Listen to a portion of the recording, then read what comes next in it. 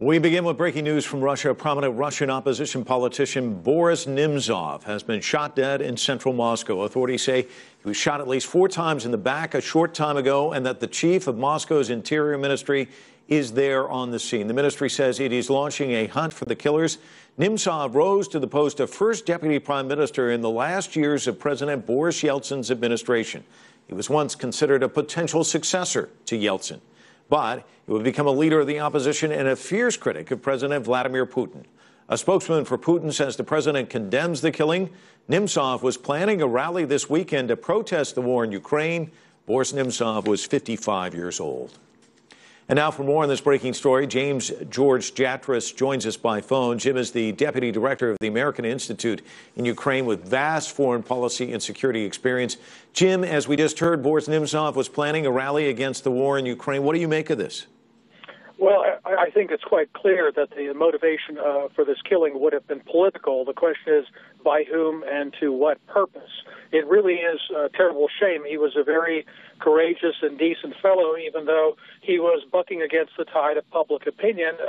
The views he expressed are not very popular in Russian society. Let me ask you about other executions similar to this one, and I'm sure you're familiar with them. 2 journalists come to mind. Anna Politkovskaya, she was shot in 2006. Paul Klibnikov in 2004. What can we learn from those slayings and kind of determine that looking at this one in terms of how long the investigation takes, the difficulty of solving cases like this? I don't think we can really make those comparisons. So when we talk about the circumstances of those individuals and others in Mr. Nemtsov, I think we have to look at the unique features of their public profile and who might have wanted to kill them and why. In Mr. Nemtsov's case, the obvious choices would be maybe some overzealous Putin supporter who targeted him because of his views, or maybe somebody, some sort of provocation. But I hope they can get to the bottom of this very quickly, and I'm sure there will be a real determination of the authorities to find out who did this. Jim, one final question before we go. What do you think this does in terms of this rally that was planned against the war in Ukraine? I don't think I have enough facts to say. I assume the rally will go forward.